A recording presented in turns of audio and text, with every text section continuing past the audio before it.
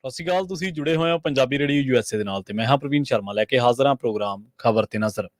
ਖਬਰ ਤੇ ਨਜ਼ਰ ਪ੍ਰੋਗਰਾਮ ਦੇ ਵਿੱਚ ਕਈ ਅਹਿਮ ਤੇ ਕਈ ਖਾਸ ਖਬਰਾਂ ਨੂੰ ਲੈ ਕੇ ਚਰਚਾ ਕਰਨ ਦੇ ਲਈ ਜੁੜ ਚੁੱਕੇ ਨੇ ਪੰਜਾਬ ਤੋਂ ਪੱਤਰਕਾਰ ਦੀਪਕ ਸ਼ਰਮਾ ਚਨਾਰਥਲ ਜੀ। ਸ਼ਰਮਾ ਜੀ, ਸਤਿ ਸ਼੍ਰੀ ਅਕਾਲ। ਸਵਾਗਤ ਹੈ ਜੀ ਪੰਜਾਬੀ ਰੇਡੀਓ USA ਤੇ। ਸਤਿ ਸ਼੍ਰੀ ਅਕਾਲ ਪ੍ਰਵੀਨ ਜੀ, ਸਾਰੇ ਦਰਸ਼ਕਾਂ ਨੂੰ, ਸਾਰੇ ਸਰੋਤਿਆਂ ਨੂੰ ਮੇਰੀ ਪਿਆਰ ਭਰੀ ਸਤਿ ਸ਼੍ਰੀ ਅਕਾਲ ਜੀ। ਅੱਗੇ ਵਧਣ ਤੋਂ ਪਹਿਲਾਂ ਧੰਨਵਾਦ ਕਰਦੇ ਚਲੀਏ ਸਪਾਂਸਰਸ ਦਾ, ਜਿਹੜੇ ਜ਼ਰੀਆ ਬਣਦੇ ਨੇ ਇਹਨਾਂ ਪ੍ਰੋਗਰਾਮਾਂ ਨੂੰ ਤੁਹਾਡੇ ਤੱਕ ਪਹੁੰਚਾਉਣ ਦੇ ਲਈ। ਖਾਲਸਾ ਇੰਸ਼ੋਰੈਂਸ ਏਜੰਸੀ ਵਾਲੇ, ਜਿਨ੍ਹਾਂ ਤੋਂ ਤੁਸੀਂ ਹਰ ਤਰੀਕੇ ਦੀ ਇੰਸ਼ੋਰੈਂਸ ਲੈ ਸਕਦੇ ਹੋ। ਇੰਸ਼ੋਰੈਂਸ ਬਾਰੇ ਪਤਾ ਕਰਨ ਦੇ ਲਈ ਇਹਨਾਂ ਦਾ ਨੰਬਰ ਹੈ 468 272 2500। ਇਹ 1992 ਤੋਂ ਲਗਾਤਾਰ ਇੰਸ਼ੋਰੈਂਸ ਬਿਜ਼ਨਸ ਦੇ ਵਿੱਚ ਸ਼ਾਨਦਾਰ ਸੇਵਾਵਾਂ ਦੇ ਰਹੇ ਨੇ ਤੇ ਅਮਰੀਕਾ ਭਰ ਦੇ ਵਿੱਚ ਇੰਸ਼ੋਰੈਂਸ ਕਰਦੇ ਨੇ। ਓਬਾਮਾ ਕੇਅਰ, ਮੈਡੀਕੇਅਰ ਜਾਂ ਫਿਰ ਕਵਰਡ ਕੈਲੀਫੋਰਨੀਆ ਬਾਬਤ ਪਾਲਿਸੀ ਕਰਵਾਉਣ ਦੇ ਲਈ, ਸਲਾਹ ਲੈਣ ਦੇ ਲਈ ਅੱਜ ਹੀ ਕਾਲ ਕਰੋ 468 272 2500 ਤੇ। ਟਰਕੀਅਨ ਇਮੀਗ੍ਰੇਸ਼ਨ ਲਾ ਫਰਮ ਵਾਲੇ ਜੇ ਟਰਕੀਅਨ ਅਟਾਰਨੀ ਟਰਕੀਅਨ ਦੇ ਨਾਲ ਤੁਸੀਂ US ਇਮੀਗ੍ਰੇਸ਼ਨ ਬਾਬਤ ਕੋਈ ਵੀ ਸਲਾਹ ਕਰਨੀ, ਕੋਈ ਵੀ ਸਵਾਲ ਪੁੱਛਣਾ ਤੇ ਇਹਨਾਂ ਦਾ ਨੰਬਰ ਹੈ 415 909 0503।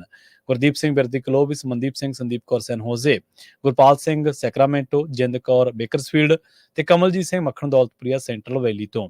ਇਹਨਾਂ ਸਾਰੇ ਹੀ ਸਪਾਂਸਰਸ ਦਾ ਬਹੁਤ ਬਹੁਤ ਧੰਨਵਾਦ। ਤੇ ਜੇਕਰ ਤੁਸੀਂ ਵੀ ਪੰਜਾਬੀ ਰੇਡੀਓ USA ਦੇ ਇਹਨਾਂ ਪ੍ਰੋਗਰਾਮਾਂ ਨੂੰ ਸਪਾਂਸਰ ਕਰਨਾ ਚਾਹੁੰਦੇ ਹੋ ਤਾਂ ਸਟੂਡੀਓ ਦਾ ਨੰਬਰ ਹੈ 408 272 5200। ਅੱਜ ਦਾ ਇਹ ਖਬਰ ਤੇ ਨਜ਼ਰ ਪ੍ਰੋਗਰਾਮ ਸਾਲ 2024 ਦੀ 6 ਜੂਨ ਦਾ ਪ੍ਰੋਗਰਾਮ ਹੈ ਤੇ ਦਿਨ ਅੱਜ ਵੀਰਵਾਰ ਹੈ। ਸ਼ਰਮਾ ਜੀ, ਖਬਰਾਂ ਦੇ ਵੱਲ ਆਈਏ ਤੇ ਸ਼ੁਰੂਆਤ ਕਰੀਏ ਆਪਾਂ ਲੋਕ ਸਭਾ ਚੋਣ ਨਤੀਜਿਆਂ ਤੋਂ। ਆਪਾਂ ਆਮ ਆਦਮੀ ਪਾਰਟੀ ਬਾਰੇ, ਕਾਂਗਰਸ ਬਾਰੇ ਤੇ ਭਾਜਪਾ ਦੇ ਬਾਰੇ, ਉਹਨਾਂ ਦੀ ਪਰਫਾਰਮੈਂਸ ਬਾਰੇ, ਉਹਨਾਂ ਨੂੰ ਲੱਗੇ ਝਟਕਿਆਂ ਦੇ ਬਾਰੇ ਗੱਲਬਾਤ ਕਰ ਚੁੱਕੇ ਹਾਂ। ਅਕਾਲੀ ਦਲ ਦੀ ਗੱਲ ਕਰੀਏ, ਖੇਤਰੀ ਪਾਰਟੀਆਂ ਨੇ ਕਹਿੰਦੇ ਇਹਨਾਂ ਚੋਣਾਂ ਦੇ ਵਿੱਚ ਵਧੀਆ ਪਰਫਾਰਮ ਕੀਤਾ। ਹਾਲਾਂਕਿ ਭਾਜਪਾ ਦੀ ਲੜਾਈ ਖੇਤਰੀ ਪਾਰਟੀਆਂ ਦੇ ਵਿਰੁੱਧ ਸੀ। ਉਹ ਹੋਰ ਕਿਸੇ ਹੋਰ ਤਰੀਕੇ ਨਾਲ ਪੋਲਿਟਿਕਸ ਕਰਦੇ ਆ, ਖੇਤਰੀ ਪਾਰਟੀਆਂ ਨੂੰ ਦਬੋਚਣ ਦੀ ਜਾਂ ਉਹਨਾਂ ਨੂੰ ਪਾਸੇ ਕਰਨ ਦੀ ਜਾਂ ਉਹਨਾਂ ਨੂੰ ਵਿੱਚ ਮਿਲਾਉਣ ਦੀ। ਪਰ ਕਹਿੰਦੇ ਅਕਾਲੀ ਦਲ ਇਸ ਲੜਾਈ ਦੇ ਵਿੱਚ ਉਸ ਤਰੀਕੇ ਨਾਲ ਨਜ਼ਰ ਨਹੀਂ ਆਇਆ ਜਿਸ ਤਰੀਕੇ ਦਾ ਰੋਲ ਉਹ ਨਿਭਾਉਂਦਾ ਰਿਹਾ। 13 ਦੇ ਵਿੱਚੋਂ 10 ਅਕਾਲੀ ਉਮੀਦਵਾਰਾਂ ਦੀ ਕੀ ਵਾਕਈ ਜ਼ਮਾਨਤ ਜ਼ਬਤ ਹੋ ਗਈ ਜੀ? ਬਿਲਕੁਲ ਪ੍ਰਵੀਨ ਜੀ, ਇਹਦੇ ਵਿੱਚ ਕੋਈ ਦੋ ਰਾਏ ਨਹੀਂ ਕਿ ਅਕਾਲੀ ਦਲ ਦੇ 10 ਉਮੀਦਵਾਰਾਂ ਦੀ ਜ਼ਮਾਨਤ ਜ਼ਬਤ ਹੈ ਜੀ। ਤੁਸੀਂ ਇੱਥੋਂ ਦਾ ਲਾ ਲਓ ਕਿ 6 ਉਮੀਦਵਾਰ ਤਾਂ ਅਕਾਲੀ ਦਲ ਦੇ, 13 ਚੋਂ 6 ਉਮੀਦਵਾਰ ਤਾਂ ਲੱਖ ਤੱਕ ਵੀ ਵੋਟ ਨਹੀਂ ਹਾਸਲ ਕਰ ਸਕੇ। ਜਦੋਂ ਕਿ ਆਪਾਂ ਗੱਲ ਕਰ ਰਹੇ ਸੀ ਕਿ 11 ਲੱਖ ਤੋਂ ਲੈ 9 ਲੱਖ ਤੋਂ ਲੈ ਕੇ 11 ਲੱਖ ਤੱਕ ਹਰ ਸੀਟ ਤੇ ਲਗਭਗ ਪੋਲਿੰਗ ਹੋਈ ਹੈ। ਹਾਂਜੀ ਹਾਂਜੀ, ਬਿਲਕੁਲ। ਤੇ ਉਹਦੇ ਵਿੱਚੋਂ ਤੁਸੀਂ ਲੱਖ ਵੋਟ ਵੀ ਲੈ ਕੇ ਨਾ ਜਾਓ ਤਾਂ ਇਹਦਾ ਮਤਲਬ ਹਾਲਤ ਕਿੱਥੇ ਹੈ ਅਕਾਲੀ ਦਲ ਦੀ। ਹਾਂ, 328 ਉਮੀਦਵਾਰ ਸੀਗੇ ਪੰਜਾਬ ਦੇ ਵਿੱਚ ਇਸ ਵਾਰ ਮੈਦਾਨ ਦੇ ਵਿੱਚ, ਜਿਨ੍ਹਾਂ ਚੋਂ 62 ਦੀ ਜ਼ਮਾਨਤ ਤੇ ਬਚੀ ਹੈ 328 ਦੇ ਵਿੱਚੋਂ, ਤੇ 266 ਦੀ ਜ਼ਮਾਨਤ ਜ਼ਬਤ ਹੋ ਗਈ। ਠੀਕ ਹੈ, ਇੱਥੋਂ ਅੰਦਾਜ਼ਾ ਲਾਓ ਕਿ ਸਥਿਤੀ ਕੀ ਹੈ। ਪਰ ਆਪਾਂ ਪਾਰਟੀ ਦਰ ਪਾਰਟੀ ਜਦੋਂ ਦੇਖਦੇ ਹਾਂ ਤਾਂ ਭਾਜਪਾ ਵੀ 5 ਦੀ ਜ਼ਮਾਨਤ ਮਤਲਬ ਕਿ ਜ਼ਬਤ ਹੋਈ ਆ, ਪਰ ਉਹ 8 ਦੀ ਜ਼ਮਾਨਤ ਬਚਾ ਗਈ। ਇਹ ਅੰਕੜਾ ਫਰਕ ਹੈ ਨਾ ਕਿ 5 ਦੀ ਜ਼ਮਾਨਤ ਜ਼ਬਤ ਹੋ ਰਹੀ ਹੈ, 8 ਦੀ ਜ਼ਮਾਨਤ ਬਚ ਰਹੀ ਹੈ। ਜਦੋਂ ਕਿ ਜਿੱਤੋਂ ਕਿਤੇ ਵੀ ਨਹੀਂ ਰਹੇ, ਪਰ ਉਹ ਆਪਣੀ ਸਥਿਤੀ ਮਜ਼ਬੂਤਾ ਕਰਨ ਚ ਕਾਮਯਾਬ ਹੋਏ ਨਾ। ਅਕਾਲੀ ਦਲ ਜਿੱਤ ਰਿਹਾ 1 ਸੀਟ ਤੇ ਉਹ ਤੋਂ 1 ਤੋਂ ਬਿਨਾਂ, ਜਿਹਦਾ ਮਤਲਬ ਜਿਹੜੇ 12 ਨੇ ਪਿੱਛੇ, 12 ਚ ਤੁਹਾਡੇ 10 ਦੀ ਜ਼ਮਾਨਤ ਨਹੀਂ ਬਚ ਰਹੀ। ਤੇ ਫਿਰ ਅਕਾਲੀ ਦਲ ਦੀ ਹਾਲਤ ਕੀ ਹੈ, ਇੱਥੋਂ ਦਾ ਲਾ ਲਓ। ਹਾਂ, ਕਾਂਗਰਸ ਦੀ ਵੀ 1 ਉਮੀਦਵਾਰ ਹੈ ਸਿਰਫ ਜਿਹਦੀ ਜ਼ਮਾਨਤ ਨਹੀਂ ਬਚੀ, ਉਹ ਬੀਬੀ ਸਾਹੋਕੇ ਜੀ, ਫਰੀਦਕੋਟ ਤੋਂ ਹੈ ਨਾ। ਉਹ ਤੋਂ ਬਿਨਾਂ ਬਾਕੀ ਸਾਰਿਆਂ ਦੀ ਜ਼ਮਾਨਤ ਬਚੀ ਆ। ਮਤਲਬ ਬੀਬੀ ਸਾਹੋਕੇ ਦੇ ਮਾਮਲੇ ਚ ਵੀ ਜੇ ਦੇਖੋ ਤਾਂ ਵੀ ਉਹ 1,60,000 ਦੇ ਕਰੀਬ ਵੋਟ ਲੈ ਕੇ ਗਈ ਹੈ, ਪਰ ਉਹਦੀ ਜ਼ਮਾਨਤ ਨਹੀਂ ਬਚੀ, ਹੈ ਨਾ। ਆਮ ਆਦਮੀ ਪਾਰਟੀ ਕੋਈ ਇੱਕ ਅਜਿਹੀ ਪਾਰਟੀ ਆ ਜਿਹਦੇ ਸਾਰੇ ਉਮੀਦਵਾਰਾਂ ਦੀ ਜ਼ਮਾਨਤ ਬਚੀ ਹੈ, ਚਾਹੇ ਜਿੱਤੇ ਉਹ 3 ਨੇ। ਇਹ ਵੱਖਰੀ ਗੱਲ, ਆਪਾਂ ਉਸ ਰਿਪੋਰਟ ਤੇ ਵੀ ਆਉਂਦੇ ਕੱਲ ਨੂੰ ਗੱਲ ਕਰ ਲਾਂਗੇ ਕਿ ਅਕਾਲੀ ਦਲ ਦੀ, ਆਮ ਆਦਮੀ ਪਾਰਟੀ ਦੀ ਹੁਣ ਵਿਧਾਨ ਸਭਾ ਚ ਹਾਲਤ ਕੀ ਆ, ਜਿਹਨੂੰ ਲੈ ਕੇ ਮੁੱਖ ਮੰਤਰੀ ਲਾਲ ਪੀਲੇ ਹੋਏ ਫਿਰਦੇ ਨੇ। ਆਪਾਂ ਉਹ ਵੀ ਪੂਰੀ ਰਿਪੋਰਟ ਸਾਂਝੀ ਕਰ ਲਾਂਗੇ। ਪਰ ਅੱਜ ਆਪਾਂ ਗੱਲ ਕਰ ਰਹੇ ਹਾਂ ਅਕਾਲੀ ਦਲ ਦੇ ਹਵਾਲੇ ਨਾਲ। ਸੋ ਅਕਾਲੀ ਦਲ ਦੇ ਜਿਹੜੇ 10 ਉਮੀਦਵਾਰਾਂ ਦੀ ਜ਼ਮਾਨਤ ਜ਼ਬਤ ਹੋਈ ਆ, ਉਹਦੇ ਵਿੱਚ ਜੇਕਰ ਤੁਸੀਂ ਝਾਤ ਮਾਰੋਗੇ ਤਾਂ ਉਹਦੇ ਵਿੱਚ ਮਹਿੰਦਰ ਸਿੰਘ KP ਜੀ ਨਹੀਂ ਬਚਾ ਸਕੇ, ਸਿਰਫ 67,000 ਵੋਟ ਪਈ ਆ। ਅੱਛਾ। ਰਣਜੀਤ ਸਿੰਘ ਢਿੱਲੋਂ 90,000 ਵੋਟ ਪਈ ਆ, ਜ਼ਮਾਨਤ ਨਹੀਂ ਬਚੀ, ਹੈ ਨਾ। ਡਾਕਟਰ ਦਲਜੀਤ ਸਿੰਘ ਚੀਮਾ 85,000 ਵੋਟ ਪਈ ਆ, ਜ਼ਮਾਨਤ ਨਹੀਂ ਬਚੀ, ਹੈ। ਪ੍ਰੇਮ ਸਿੰਘ ਚੰਦੂਮਾਜਰਾ 1,17,000 ਵੋਟ ਜ਼ਰੂਰ ਲੈ ਕੇ ਗਏ ਪਰ ਜ਼ਮਾਨਤ ਨਹੀਂ ਬਚੀ ਜੀ। NK ਸ਼ਰਮਾ 1,53,000 ਵੋਟ ਲੈ ਕੇ ਗਏ ਪਰ ਜ਼ਮਾਨਤ ਤਾਂ ਵੀ ਨਹੀਂ ਬਚਾ ਸਕੇ। ਸੋਹਣ ਸਿੰਘ ਠੰਡਲ 91,000 ਵੋਟ ਪਈ, ਜ਼ਮਾਨਤ ਨਹੀਂ ਬਚੀ। ਵਿਕਰਮਜੀਤ ਸਿੰਘ ਖਾਲਸਾ 1,26,000 ਵੋਟ ਲੈ ਕੇ ਗਏ, ਜ਼ਮਾਨਤ ਨਹੀਂ ਬਚੀ। ਪਰਮਪਾਲ ਕੌਰ, ਇਹ ਤੋਂ ਬਾਅਦ ਆ ਗਿਆ ਜੀ ਬਿਰਸਾ ਸਿੰਘ ਬਲਟੋਹਾ 86,000 ਵੋਟ ਲੈ ਕੇ ਗਏ, ਜ਼ਮਾਨਤ ਨਹੀਂ ਬਚੀ ਜੀ।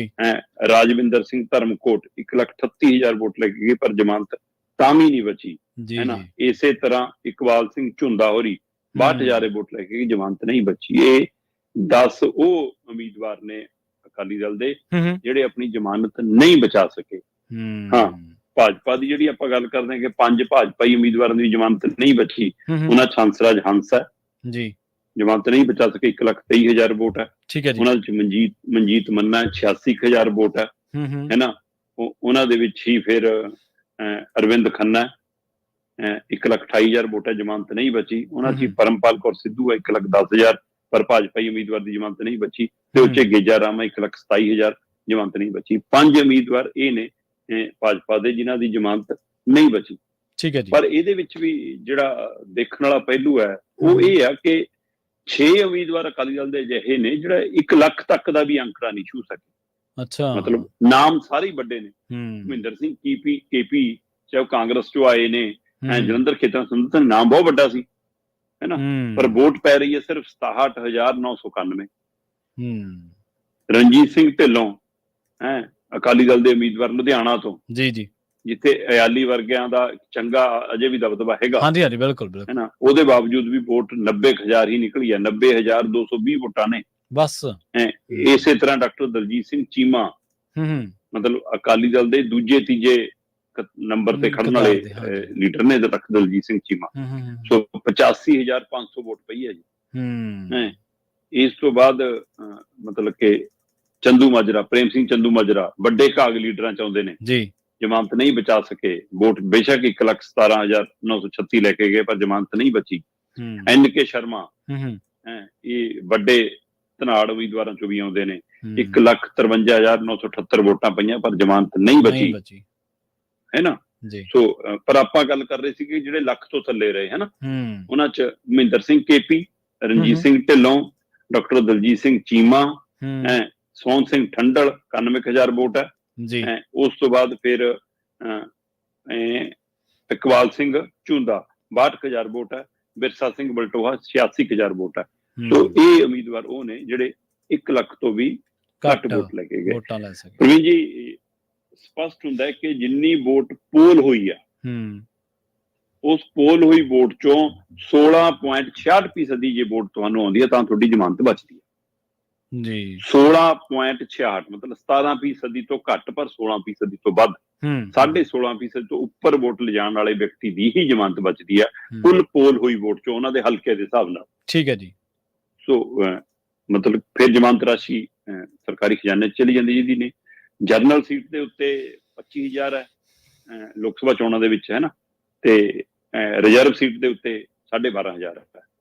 ਸੋ ਹੁਣ ਜਿਨ੍ਹਾਂ ਦੀ ਜ਼ਮਾਨਤਾਂ ਜ਼ਬਤ ਹੋ ਗਈਆਂ, ਉਹਨਾਂ ਦੇ ਪੈਸੇ ਸਰਕਾਰੀ ਖਜ਼ਾਨੇ ਚ ਤਬਦੀਲ ਹੋ ਗਏ ਜੀ। ਬਿਲਕੁਲ। ਪਰ ਤੁਸੀਂ ਦੱਸਿਆ ਕਿਵੇਂ, ਮਤਲਬ ਜੇ ਦੇਖੀ ਤਾਂ ਜਿਹੜੇ ਸਾਰੇ ਵੱਡੇ ਅਕਾਲੀ ਆਗੂ ਹੈ, ਕੀ ਇਹਨਾਂ ਨੇ ਕੰਪੇਨ ਦੇ ਵਿੱਚ ਕੋਈ ਫਰਕ ਰਹਿ ਗਿਆ? ਕੀ ਲੋਕ ਇਹਨਾਂ ਤੋਂ ਪਾਸੇ ਹੋ ਗਏ?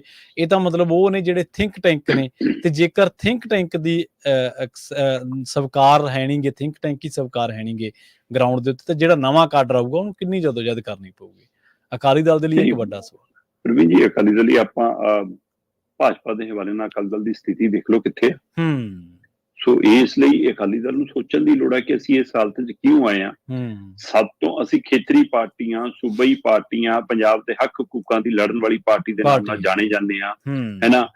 ਪੰਥਕ ਇਸ਼ੂਆਂ ਦੇ ਉੱਤੇ ਸਾਡੀ ਅਪਰੋਚ ਕੀ ਰਹੀ, ਪੰਜਾਬ ਦੇ ਮਸਲਿਆਂ ਤੇ ਸਾਡੀ ਹੁਣ ਅਪਰੋਚ ਕੀ ਰਹੀ, ਜਿਹੜੇ ਰਵਾਇਤੀ ਪੁਰਾਣੇ ਮਸਲੇ ਚੱਲੇ ਹੁੰਦੇ ਸੀ ਉਹਦੇ ਪਰ ਸਾਡੀ ਅਪਰੋਚ ਕੀ ਰਹੀ, ਭਾਜਪਾ ਦੇ ਪੰਜਾਬ 'ਚ ਪੈਰ ਕਿਹਨੇ ਲਵਾਏ, ਇਹ ਸਾਰੀਆਂ ਗੱਲਾਂ ਕਦੋਂ ਬਚਣੀਆਂ? ਬਿਲਕੁਲ ਸਹੀ। ਜਦੋਂ ਬਚਣਾ ਹੀ ਤੁਸੀਂ ਇਸ ਪਹਿਲੂ ਤੇ, ਤਾਂ ਲੋਕ ਤੁਹਾਡੇ ਤੋਂ ਬੇਮੁਖ ਹੁੰਦੇ ਜਾ ਰਹੇ ਨੇ, ਤੇ ਤੁਸੀਂ ਉਸ ਗੱਲ ਤੇ ਆਉਣ ਲਈ ਉਹ ਤਿਆਰ ਨਹੀਂ ਗਏ, ਸਮਝਣ ਲਈ ਵੀ ਤਿਆਰ ਨਹੀਂ। ਬਿਲਕੁਲ। ਸੋ ਇਸ ਲਈ ਅਕਾਲੀ ਦਲ ਪਹਿਲਾਂ ਮੁੜ ਕੇ ਸ਼੍ਰੋਮਣੀ ਅਕਾਲੀ ਦਲ ਬਣੇ। ਜਦੋਂ ਤੱਕ ਮਤਲਬ ਅਕਾਲੀ ਦਲ ਬਾਦਲ, ਅਕਾਲੀ ਦਲ ਮਾਨ, ਅਕਾਲੀ ਦਲ ਰਵਿੰਦਰ, ਅਕਾਲੀ ਦਲ ਚੰਦੂ ਮਾਜਰਾ, ਅਕਾਲੀ ਦਲ ਟੌੜਾ, ਜਦੋਂ ਏਦਾਂ ਤੁਸੀਂ ਵਿਅਕਤੀਆਂ ਵਾਲੇ ਅਕਾਲੀ ਦਲ ਬਣਾਓਗੇ, ਫਿਰ ਉਹ ਪੰਜਾਬ ਵਾਲਾ ਅਕਾਲੀ ਦਲ ਨਹੀਂ ਹੈ ਨਾ। ਨਹੀਂ ਹੈ, ਬਿਲਕੁਲ ਸਹੀ। ਸੋ ਇਸ ਲਈ ਜਦੋਂ ਤੱਕ ਸ਼੍ਰੋਮਣੀ ਅਕਾਲੀ ਦਲ ਬਾਦਲ ਦੀ ਬਜਾਏ ਸ਼੍ਰੋਮਣੀ ਅਕਾਲੀ ਦਲ ਨਹੀਂ ਬਣਦਾ, ਤਦ ਤੱਕ ਇਹ ਭੁੱਲ ਜਾਣ ਕੇ ਇਹਨਾਂ ਦੇ ਪੈਰ ਲੱਗਣਗੇ। ਜੀ ਜੀ।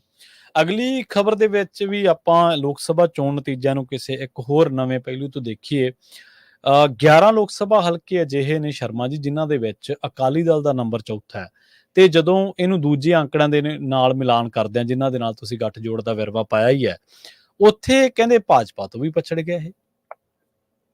ਪ੍ਰਵੀਨ ਜੀ, ਪੰਜਾਬ 'ਚ ਬੀਜੇਪੀ ਇਹਨਾਂ ਦਾ ਘਨੇੜੀ ਚੜ ਕੇ ਆਈ ਤੇ ਹੁਣ ਬੜਾ ਭਾਈ ਬਣੀ ਬੈਠੀ ਹੈ। ਹਾਂਜੀ ਬਿਲਕੁਲ।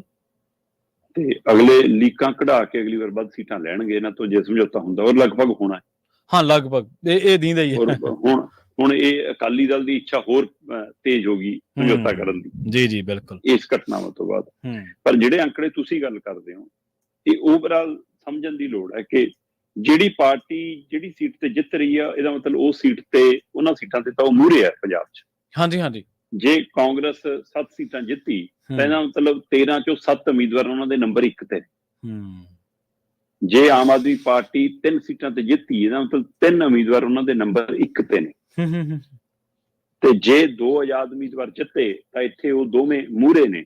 ਇਹਦਾ ਮਤਲਬ 7 ਉਹ, 3 ਉਹ ਤੇ 2 ਉਹ, 10 ਔਰ 2 12 12 ਸੀਟਾਂ ਤਾਂ ਸਪਸ਼ਟ ਹੋ ਗਈਆਂ ਨਾ, ਜਿੱਥੇ ਅਕਾਲੀ ਤੇ ਭਾਜਪਾ ਨੰਬਰ 1 ਤੇ ਨਹੀਂ ਹੈਗੇ। ਬਿਲਕੁਲ ਸਹੀ ਹੈ ਜੀ ਜੀ। ਆਪਾਂ ਅਕਾਲੀ ਭਾਜਪਾ ਦੇ ਹਵਾਲੇ ਨਾਲ ਗੱਲ ਕਰਦੇ ਤੇ 13ਵੀਂ ਸੀਟ ਇੱਕ ਸੀਟ ਹੈ ਜਿੱਥੇ ਅਕਾਲੀ ਦਲ ਜਿੱਤ ਗਿਆ ਜੀ ਜੀ, ਤੇ ਉੱਥੇ ਉਹ ਨੰਬਰ 1 ਤੇ ਹੈ। ਦਾ ਮਤਲਬ ਹਰਸਿਮਰਤ ਕੌਰ ਬਾਦਲ ਨੰਬਰ 1 ਤੇ ਹੈ।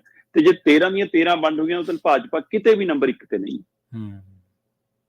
ਪਰ ਜੇ ਅਕਾਲੀ ਦਲ ਨੰਬਰ 1 ਤੇ 1 ਸੀਟ ਤੇ ਆ ਰਿਹਾ, ਨੰਬਰ 2 ਤੇ ਕਿੰਨਿਆਂ ਤੇ ਆਇਆ, ਨੰਬਰ 3 ਤੇ ਕਿੰਨਿਆਂ ਤੇ ਆਇਆ, ਹੁਣ ਇੱਥੇ ਆ ਕੇ ਅਹਿਮ ਹੈ ਨਾ ਫਿਰ। ਜੀ ਜੀ, ਜਦੋਂ ਤੁਸੀਂ ਪਾਰਟੀ ਦੀ ਆਪਣੇ ਉਮੀਦਵਾਰ ਦੇ ਉਹਦੇ ਨੰਬਰ ਵਾਈਜ਼ ਦੇਖੋਗੇ ਤਾਂ ਤੁਸੀਂ ਸਥਿਤੀ ਲਾਓਗੇ ਨਾ ਕਿ ਅਸੀਂ ਪੰਜਾਬ 'ਚ ਕਿੱਥੇ ਆ। ਹਾਂਜੀ, ਜੇ ਨੰਬਰ 1 ਤੇ ਨਹੀਂ ਤਾਂ ਤੁਸੀਂ ਨੰਬਰ 2 ਤੇ ਹੋਣੇ ਚਾਹੀਦੇ ਹੋ। ਜੇ ਨੰਬਰ 2 ਤੇ ਤਾਂ ਨੰਬਰ 3 ਤੇ। 3 ਤੋਂ ਬਾਅਦ ਫਿਰ ਬਚੇ ਹੀ ਕੀ ਹੁੰਦਾ। ਅਕਾਲੀ ਦਲ ਦਾ ਇੱਕ ਵੀ ਉਮੀਦਵਾਰ ਨੰਬਰ 2 ਤੇ ਨਹੀਂ ਆਇਆ। ਠੀਕ ਹੈ ਜੀ। ਅਕਾਲੀ ਦਲ ਦਾ ਇੱਕ ਵੀ ਉਮੀਦਵਾਰ ਨੰਬਰ 3 ਤੇ ਵੀ ਨਹੀਂ ਆਇਆ। ਪੰਜਾਬ ਦੇ ਵਿੱਚ 13 ਲੋਕ ਸਭਾ ਹਲਕਿਆਂ ਦੇ ਵਿੱਚ ਇੱਕ ਉਮੀਦਵਾਰ ਅਕਾਲੀ ਦਲ ਦਾ ਨੰਬਰ 1 ਤੇ ਹੈ। ਪਿੱਛੇ ਬਚੇ 12 ਦੇ ਵਿੱਚੋਂ 11 ਉਮੀਦਵਾਰ ਨੰਬਰ 4 ਤੇ ਨੇ। 11 ਉਮੀਦਵਾਰ ਨੰਬਰ 4 ਤੇ ਨੇ ਤੇ ਇੱਕ ਉਮੀਦਵਾਰ ਨੰਬਰ 5 ਤੇ ਹੈ। ਅਕਾਲੀ ਦਲ ਦੀ ਆਹ ਹਾਲਤ ਹੈ। ਹੁਣ ਇਹਦੇ ਉਲਟ ਭਾਜਪਾ ਤੇ ਆ ਜਾਓ ਜੀ। ਭਾਜਪਾ ਨੰਬਰ 1 ਤੇ ਤਾਂ ਕਿਸੇ ਸੀਟ ਤੇ ਨਹੀਂ ਹੈ, ਪਰ ਦੂਏ ਨੰਬਰ ਤੇ ਉਹ 3 ਹਲਕਿਆਂ 'ਚ ਨੇ। ਠੀਕ ਹੈ, 3 ਹਲਕਿਆਂ 'ਚ ਨੰਬਰ 2 ਤੇ ਨੇ, 6 ਹਲਕਿਆਂ 'ਚ ਨੰਬਰ 3 ਤੇ ਨੇ। 9 ਹਲਕੇ ਬਣ ਗਏ ਸਿੱਧੇ। ਸੋ ਇੱਥੇ ਤੱਕ ਆਉਂਦੇ ਅਕਾਲੀ ਦਲ ਕੋਲ 1 ਸੀਟ ਹੈ ਨੰਬਰ 1 ਤੇ, 1 2 3 ਦੇ ਵਿੱਚੋਂ ਜੀ, ਤੇ ਭਾਜਪਾ ਕੋਲ 1 2 3 ਤੱਕ ਆਉਂਦੇ 9 ਸੀਟਾਂ ਉਹਨਾਂ ਤੋਂ ਮੂਹਰੇ ਨੇ। ਤੇ ਨੰਬਰ 4 ਦੇ ਉੱਤੇ ਉਹਨਾਂ ਦੇ 2 ਨੇ ਸਿਰਫ, ਇਹਨਾਂ ਦੇ 11 ਸੀ। ਹਾਂ, ਨੰਬਰ 5 ਦੇ ਉੱਤੇ ਅਕਾਲੀ ਦਲ ਦਾ 1 ਸੀ, ਭਾਜਪਾ ਦੇ 2 ਨੇ। ਭਾਜਪਾ ਦੇ 3 ਉਮੀਦਵਾਰ ਨੰਬਰ 2 ਤੇ ਆਏ ਨੇ, 6 ਉਮੀਦਵਾਰ ਨੰਬਰ 3 ਤੇ ਆਏ ਨੇ, 2 ਉਮੀਦਵਾਰ ਨੰਬਰ 4 ਤੇ ਆਏ ਨੇ ਤੇ 2 ਉਮੀਦਵਾਰ ਨੰਬਰ 5 ਤੇ ਆਏ ਨੇ। ਠੀਕ ਹੈ, ਮਤਲਬ 10 ਸੀਟਾਂ ਅਜਿਹੀਆਂ ਨੇ ਜਿੱਥੇ ਭਾਜਪਾ ਅਕਾਲੀ ਦਲ ਨਾਲੋਂ ਮੂਹਰੇ ਰਹੀ ਹੈ, ਜਿੱਥੇ ਅਕਾਲੀ ਦਲ ਭਾਜਪਾ ਤੋਂ ਵੀ ਫਾਡੀ ਰਿਹਾ, ਭਾਜਪਾ ਤੋਂ ਵੀ ਪਛੜ ਕੇ ਚੱਲਿਆ। 10 ਸੀਟਾਂ ਜੀ, ਮਤਲਬ 3 ਸੀਟਾਂ ਤਾਂ ਸਿੱਧੀਆਂ 2 ਨੰਬਰ ਵਾਲੀਆਂ ਹੋ ਗਈਆਂ, 6 ਸੀਟਾਂ ਸਿੱਧੀਆਂ ਨੰਬਰ 3 ਵਾਲੀਆਂ ਹੋ ਗਈਆਂ, 9 ਸੀਟਾਂ ਤਾਂ ਇੱਥੇ ਹੀ ਮੂਹਰੇ ਹੋ ਗਏ। ਠੀਕ ਹੈ, ਇੱਕ ਸੀਟ ਹੈ ਜਿੱਥੇ ਕਿ ਇਹ 4ਥੇ ਤੇ ਨੇ ਤੇ ਉਹ 5ਵੇਂ ਤੇ ਨੇ, ਤੇ ਇਦਾਂ 10 ਸੀਟਾਂ ਨੇ। ਲਓ ਮੈਂ ਸੀਟ ਦੱਸ ਦੇਣਾ। ਹਾਂ ਜੀ, ਹੁਣ ਤੁਸੀਂ ਆਪਾਂ ਹੁਣ ਪਹਿਲੇ ਨੰਬਰ ਵਾਲੇ ਦੀ ਗੱਲ ਨਹੀਂ ਕਰਦੇ, ਕਾਸੇ ਦੀ ਗੱਲ ਨਹੀਂ ਕਰਦੇ, ਆਪਾਂ ਸਿਰਫ ਅਕਾਲੀ ਭਾਜਪਾ ਦੀ ਗੱਲ। ਜਲੰਧਰ ਲੋਕ ਸਭਾ ਹਲਕਾ, ਸੁਸ਼ੀਲ ਕੁਮਾਰ ਰਿੰਕੂ ਨੰਬਰ 2 ਤੇ ਆਏ, 2,14,060 ਵੋਟਾਂ ਲੈ ਕੇ ਗਏ ਤੇ ਉਹਦੇ ਸਾਹਮਣੇ ਅਕਾਲੀ ਦਲ ਨੰਬਰ 3 ਤੇ ਨਹੀਂ ਆਇਆ, ਅਕਾਲੀ ਦਲ ਨੰਬਰ 4 ਤੇ ਆ ਗਿਆ। ਠੀਕ ਹੈ ਜੀ। ਮਹਿੰਦਰ ਸਿੰਘ KP ਆਪਾਂ ਗੱਲ ਕਰਕੇ ਹਟੇ, 67,000 ਵੋਟ ਨੰਬਰ 4 ਤੇ। ਲੁਧਿਆਣਾ ਸੀਟ, ਰਵਨੀਤ ਬਿੱਟੂ ਨੰਬਰ 2 ਤੇ ਆ ਰਹੇ ਨੇ ਭਾਜਪਾ ਵੱਲੋਂ। ਹਾਂਜੀ, ਤੇ ਇਧਰ ਰਣਜੀਤ ਸਿੰਘ ਢਿੱਲੋਂ ਨੰਬਰ 4 ਤੇ ਆ ਰਹੇ ਨੇ। ਠੀਕ ਹੈ। ਗੁਰਦਾਸਪੁਰ ਦਿਨੇਸ਼ ਬੱਬੂ ਭਾਜਪਾ ਦੇ ਦੂਜੇ ਨੰਬਰ ਤੇ ਆਏ ਉਮੀਦਵਾਰ ਵੀ, 2,81,000 ਵੋਟ ਲੈ ਕੇ ਗਏ। ਤੇ ਇਧਰ ਡਾਕਟਰ ਦਲਜੀਤ ਸਿੰਘ ਚੀਮਾ ਚੌਥੇ ਨੰਬਰ ਤੇ ਨੇ, 85,000 ਵੋਟ ਲੈ ਕੇ ਜਾ ਰਹੇ ਨੇ। ਇਹ 3 ਸੀਟਾਂ ਉਹ ਨੇ, ਰਿੰਕੂ ਦੀ, ਰਵਨੀਤ ਬਿੱਟੂ ਦੀ, ਦਿਨੇਸ਼ ਬੱਬੂ ਦੀ, ਜਿੱਥੇ ਭਾਜਪਾ ਨੰਬਰ 2 ਤੇ ਹੈ। ਠੀਕ ਹੈ ਜੀ, 3 ਸੀਟਾਂ। ਇਹ ਤੋਂ ਬਾਅਦ ਅਗਲੀਆਂ 6 ਸੀਟਾਂ ਜਿੱਥੇ ਭਾਜਪਾ ਨੰਬਰ 3 ਤੇ ਆਈ ਆ। ਅੰਮ੍ਰਿਤਸਰ ਤਰਨਜੀਤ ਸੰਧੂ 2,07,000 ਵੋਟ ਨੰਬਰ 3 ਤੇ ਇੱਥੇ ਵੀ ਅਕਾਲੀ ਦਲ ਅਨਿਲ ਜੋਸ਼ੀ ਨੰਬਰ 4 ਤੇ 1,62,000। ਬੇਸ਼ੱਕ ਇਸ ਅਨਿਲ ਜੋਸ਼ੀ ਦੀ ਜ਼ਮਾਨਤ ਬਚੀ ਆ। ਅਕਾਲੀ ਦਲ ਦੇ ਜਿਹੜੇ 3 ਉਮੀਦਵਾਰਾਂ ਦੀ ਜ਼ਮਾਨਤ ਬਚੀ ਆ, ਉਹਨਾਂ 'ਚ ਅਨਿਲ ਜੋਸ਼ੀ ਆ, ਉਹਨਾਂ 'ਚ ਹਰਸਿਮਰਤ ਕੌਰ ਬਾਦਲ ਹੈ ਤੇ ਉਹਨਾਂ ਦੇ ਵਿੱਚ ਇੱਕ ਉਮੀਦਵਾਰ ਇਹਨਾਂ ਦਾ ਹੋਰ ਹੈ ਜਿਹਦੀ ਜ਼ਮਾਨਤ ਬਚੀ ਆ। ਸੋ 3 ਉਮੀਦਵਾਰ, ਬੋਬੀ ਮਾਨ। ਠੀਕ ਹੈ ਜੀ। ਹੈ ਨਾ, ਬਹੁਤ ਫਸਮਾ ਮੁਕਾਬਲਾ ਦਿੱਤਾ ਫਿਰੋਜ਼ਪੁਰ ਦੇ ਵਿੱਚ ਉਹਨਾਂ ਨੇ। ਬੋਬੀ ਮਾਨ ਨੇ। ਹਾਂ, ਹੁਣ ਤਰਨਜੀਤ ਸੰਧੂ ਨੰਬਰ 3 ਤੇ ਆ ਰਹੇ ਨੇ, ਅਨਿਲ ਜੋਸ਼ੀ ਨੰਬਰ 4 ਤੇ ਹੈ। ਸ਼੍ਰੀ ਅਨੰਦਪੁਰ ਸਾਹਿਬ ਸੁਭਾਸ਼ ਸ਼ਰਮਾ ਨੰਬਰ 3 ਤੇ ਨੇ 1,86,000 ਨਾਲ, ਚੰਦੂ ਮਾਜਰਾ 1,17,000 ਨਾਲ ਨੰਬਰ 4 ਤੇ ਨੇ, ਹੈ ਨਾ। ਪਟਿਆਲੇ ਚ ਪ੍ਰਨੀਤ ਕੌਰ ਨੰਬਰ 3 ਤੇ ਆ 2,88,000 ਨਾਲ, NK ਸ਼ਰਮਾ ਨੰਬਰ 4 ਤੇ ਨੇ 1,53,000 ਨਾਲ। ਹੁਸ਼ਿਆਰਪੁਰ ਅਨੀਤਾ ਸੋਮ ਪ੍ਰਕਾਸ਼ ਨੰਬਰ 3 ਤੇ ਆ 1,99,000 ਵੋਟ ਨਾਲ, ਤੇ ਸੋਹਣ ਸਿੰਘ ਠੰਡਲ 91,000 ਨਾਲ ਨੰਬਰ 4 ਤੇ ਨੇ, ਹੈ ਨਾ। ਉਸ ਤੋਂ ਬਾਅਦ ਫਿਰੋਜ਼ਪੁਰ ਗੁਰਮੀਤ ਸੋਢੀ ਨੰਬਰ 3 ਤੇ ਨੇ 2,55,000 ਨਾਲ, ਬੋਬੀ ਮਾਨ ਨੰਬਰ 4 ਤੇ ਨੇ 2,53,000 ਨਾਲ। ਇਸੇ ਤਰ੍ਹਾਂ ਸ਼੍ਰੀ ਫਤਿਹਗੜ੍ਹ ਸਾਹਿਬ ਗੇਜਾ ਰਾਮ ਨੰਬਰ 3 ਤੇ ਨੇ 1,27,000 ਨਾਲ, ਬਿਕਰਮਜੀਤ ਖਾਲਸਾ ਨੰਬਰ 4 ਤੇ ਨੇ 1,26,000 ਨਾਲ ਜੀ। ਸੋ ਇੱਥੇ ਤੱਕ ਤੁਸੀਂ ਹਿਸਾਬ ਲਾ ਲਓ ਕਿ ਅਕਾਲੀ ਦਲ ਲਗਾਤਾਰ ਨੰਬਰ 4 ਤੇ ਚੱਲਿਆ ਆਉਂਦਾ। ਇਹ ਤੋਂ ਬਾਅਦ ਬਠਿੰਡਾ ਆਉਂਦੀ ਹੈ, ਜਿੱਥੇ ਅਕਾਲੀ ਦਲ ਸਿੱਧਾ ਨੰਬਰ 1 ਤੇ ਹੈ। ਠੀਕ ਹੈ ਜੀ। ਹਰਸਿਮਰਤ ਕੌਰ ਬਾਦਲ ਤੇ ਇੱਥੇ ਭਾਜਪਾ ਨੰਬਰ 4 ਤੇ ਚਲੀ ਗਈ। ਫਿਰ ਪਰਮਪਾਲ ਕੌਰ ਭਾਜਪਾ ਦੀ 1,10,000 ਵੋਟ ਲੈ ਕੇ ਨੰਬਰ 4 ਤੇ ਹੈ। ਇਸ ਤੋਂ ਬਾਅਦ ਸੰਗਰੂਰ ਹਲਕਾ, ਜਿੱਥੇ ਭਾਜਪਾ 4 ਤੇ ਆਈ ਹੈ, ਤੇ ਪਰ 5ਵੇਂ ਨੰਬਰ ਤੇ ਜਾ ਕੇ ਅਕਾਲੀ ਦਲ ਚਲਾ ਗਿਆ, ਕਿਉਂਕਿ ਇਹ ਸਿਮਰਜੀਤ ਮਾਨ ਮੂਹਰੇ ਨੇ। ਤੇ ਅਕਾਲੀ ਦਲ ਅੰਮ੍ਰਿਤਸਰ ਦਾ ਉਮੀਦਵਾਰ ਨੰਬਰ 3 ਤੇ ਹੈ। ਸੋ ਇਸ ਲਈ ਫਿਰ ਭਾਜਪਾ ਨੰਬਰ 4 ਤੇ ਹੋ ਗਈ, ਤੇ ਪਰ ਅਕਾਲੀ ਦਲ ਇੱਥੇ ਨੰਬਰ 5 ਤੇ। ਅਰਵਿੰਦ ਖੰਨੇ ਨੂੰ 1,28,000 ਹੈ, ਇਕਬਾਲ ਝੁੰਦਾ ਨੂੰ 62,000 ਵੋਟ ਹੈ ਜੀ। ਉਸ ਤੋਂ ਬਾਅਦ ਖਡੂਰ ਸਾਹਿਬ ਹਲਕਾ, ਇੱਥੇ ਵੀ ਹੁਣ ਅੰਮ੍ਰਿਤਪਾਲ ਸਿੰਘ ਹੋਰ ਇੱਕ ਆਜ਼ਾਦ ਉਮੀਦਵਾਰ ਮੂਹਰੇ ਆਇਆ, ਸਭ ਤੋਂ ਵੱਡੀ ਲੀਡ ਹੈ ਨਾ। ਇੱਥੇ ਫਿਰ ਨੰਬਰ 4 ਤੇ ਬਿਰਸਾ ਸਿੰਘ ਬਲਟੋਆ। ਇੱਥੇ ਅਕਾਲੀ ਦਲ, ਆਹ ਸੀਟ ਆ ਜਿੱਥੇ ਅਕਾਲੀ ਦਲ ਇੱਕ ਨੰਬਰ 4 ਤੇ ਆਇਆ, ਜਾਂ ਇਸੇ ਤਰ੍ਹਾਂ ਫਰੀਦਕੋਟ ਹੈ ਜਿੱਥੇ ਅਕਾਲੀ ਦਲ ਨੰਬਰ 4 ਤੇ ਆਇਆ। ਸੋ 2 ਸੀਟਾਂ ਹੀ ਨੇ ਜਿੱਥੇ ਅਕਾਲੀ ਦਲ ਮਤਲਬ ਕਿ ਤੁਸੀਂ ਕਹਿ ਸਕਦੇ ਹੋ ਕਿ, ਹੈ ਨਾ, ਨੰਬਰ 4 ਤੇ ਨਜ਼ਰ ਆ ਰਿਹਾ ਬਿਰਸਾ ਸਿੰਘ ਬਲਟੋਹਾ ਦੇ ਰੂਪ ਦੇ ਵਿੱਚ ਤੇ ਉਹਦੇ ਰੂਪ ਦੇ ਵਿੱਚ, ਹੈ ਨਾ। ਸੋ 4 ਹੀ ਚੱਲੀਆਂ ਹੁੰਦੀਆਂ ਨਾ, 11 ਉਮੀਦਵਾਰ ਹੋ ਗਏ ਹੁਣ ਜਿਹੜੇ ਬਲਟੋਹੇ ਤੇ ਇਹਨੂੰ ਮਿਲਾ ਕੇ, ਜਿਹੜੇ ਨੰਬਰ 4 ਤੇ ਨੇ। ਹੁਣ ਇੱਥੇ ਬਸ ਭਾਜਪਾ ਨੰਬਰ 5 ਤੇ ਗਈ ਹੈ, ਇੱਥੇ ਨੰਬਰ 3 ਤੇ ਨਹੀਂ ਆਈ, ਮਤਲਬ ਜਾਂ 2 ਤੇ ਨਹੀਂ ਆਈ, ਹੈ ਨਾ। ਬਿਰਸਾ ਸਿੰਘ ਬਲਟੋਹਾ ਨੂੰ 86,416 ਵੋਟ ਪਈ, ਨੰਬਰ ਆਇਆ 4ਥਾ। ਠੀਕ ਹੈ ਜੀ। ਤੇ ਮਨਜੀਤ ਮੰਨਾ ਭਾਜਪਾ ਵਾਲੇ ਨੰਬਰ 5 ਤੇ ਨੇ, ਪਰ ਵੋਟਾਂ ਕਿੰਨੀਆਂ ਨੇ ਤਾਂ ਧਿਆਨ ਨਾਲ ਸੁਣਿਓ, 86,373। ਠੀਕ ਹੈ। ਬਲਟੋਹੇ ਨੂੰ ਵੋਟਾਂ ਨੇ 86,416 ਤੇ ਇਹਨਾਂ ਨੂੰ ਨੇ 86,373, 43 ਵੋਟਾਂ ਦਾ ਫਰਕ ਹੈ। ਇਹ ਕਿਹੜਾ ਨੰਬਰ ਮੂਹਰੇ ਹੋਇਆ ਜੀ। ਤੇ ਫਰੀਦਕੋਟ ਰਾਜਵਿੰਦਰ ਸਿੰਘ ਧਰਮਕੋਟ ਨੰਬਰ 4 ਹੀ ਹੈ ਅਕਾਲੀ ਦਲ ਦਾ, ਤੇ ਭਾਜਪਾ ਇੱਥੇ ਨੰਬਰ 5 ਤੇ, ਹੰਸਰਾਜ ਹੰਸ 1,23,000 ਨਾਲ, ਤੇ ਰਾਜਵਿੰਦਰ 1,38 ਨਾਲ 4 ਤੇ। ਸੋ 11 ਸੀਟਾਂ ਨੇ ਜਿੱਥੇ ਅਕਾਲੀ ਦਲ ਨੰਬਰ 4 ਤੇ ਹੈ, ਤੇ ਭਾਜਪਾ ਜਦੋਂ ਕਿ 3 ਸੀਟਾਂ ਤੇ ਨੰਬਰ 2 ਤੇ, 6 ਸੀਟਾਂ ਤੇ ਨੰਬਰ 3 ਤੇ, 2 ਸੀਟਾਂ ਤੇ ਨੰਬਰ 4 ਤੇ, 2 ਸੀਟਾਂ ਤੇ ਨੰਬਰ 5 ਤੇ। ਸੋ ਭਾਜਪਾ ਆਪਣਾ ਗ੍ਰਾਫ ਸੁਧਾਰ ਰਹੀ ਹੈ ਤੇ ਵੋਟ ਬੈਂਕ ਵਧਾ ਰਹੀ ਹੈ। ਮਤਲਬ ਤੁਸੀਂ ਵੋਟ ਬੈਂਕ ਦੇ ਹਵਾਲੇ ਜੇ ਸਮਝਣਾ ਹੋਵੇ ਤਾਂ ਅੰਦਾਜ਼ਾ ਲਾ ਲਓ ਕਿ ਬੀਜੇਪੀ ਦਾ ਵੋਟ ਬੈਂਕ ਦੁੱਗਣਾ ਹੋ ਗਿਆ। 2019 ਦੇ ਵਿੱਚ 9.63% ਸੀ ਇਹਨਾਂ ਦਾ ਵੋਟ ਬੈਂਕ ਜੀ, ਤੇ ਹੁਣ 18.56 ਹੈ, 8.93% ਦੀ, ਲਗਭਗ 9% ਦੁੱਗਣਾ ਵੋਟ ਬੈਂਕ ਵੱਧ ਗਿਆ। ਅਕਾਲੀ ਦਲ ਦਾ 2024 ਦੇ ਵਿੱਚ ਇਸ ਵਾਰ ਵੋਟ ਬੈਂਕ 13.42 ਹੈ, ਤੇ ਪਰ 2019 ਦੇ ਵਿੱਚ 27.45 ਸੀ ਜੀ, 14% ਦੀ ਵੋਟ ਬੈਂਕ ਘਟ ਗਿਆ। ਇੱਥੋਂ ਦਾ ਲਾ ਲਓ ਕਿ ਸਥਿਤੀ ਕੀ ਆ। ਸੋ ਇਸ ਲਈ ਅਕਾਲੀ ਦਲ ਨੂੰ ਮੰਥਨ ਕਰਨ ਦੀ ਲੋੜ ਹੈ ਕਿ ਤੁਸੀਂ ਭਾਜਪਾ ਤੋਂ ਵੀ ਪਛੜ ਕੇ ਚੱਲ ਰਹੇ ਹੋ, ਤੇ ਫਿਰ ਤੁਸੀਂ ਉਹ ਤੋਂ ਸੀਟਾਂ ਵੱਧ ਕੀ ਭਾਲੋਗੇ।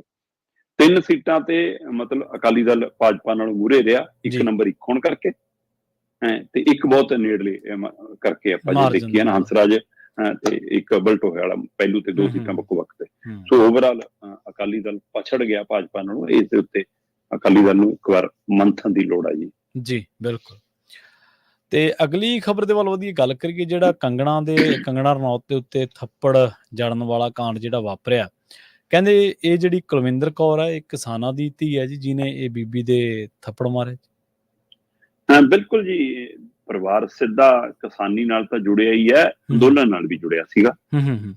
ਸੋ ਇਸ ਲਈ ਇਹਦੇ ਮਾਪਿਆਂ ਦਾ ਪਰਿਵਾਰ ਜੇਕਰ ਆਪਾਂ ਗੱਲ ਕਰੀਏ, ਤੇ ਕੁਲਵਿੰਦਰ ਕੌਰ ਹੋਰੀ CISF ਦੇ ਵਿੱਚ ਤੈਨਾਤ ਨੇ, ਤੇ ਪਿਛਲੇ 2-2.5 ਸਾਲ ਤੋਂ ਚੰਡੀਗੜ੍ਹ ਦੇ ਏਅਰਪੋਰਟ ਤੇ ਹੀ ਉਹਨਾਂ ਦੀ ਡਿਊਟੀ ਚੱਲੀ ਆ ਰਹੀ ਸੀ।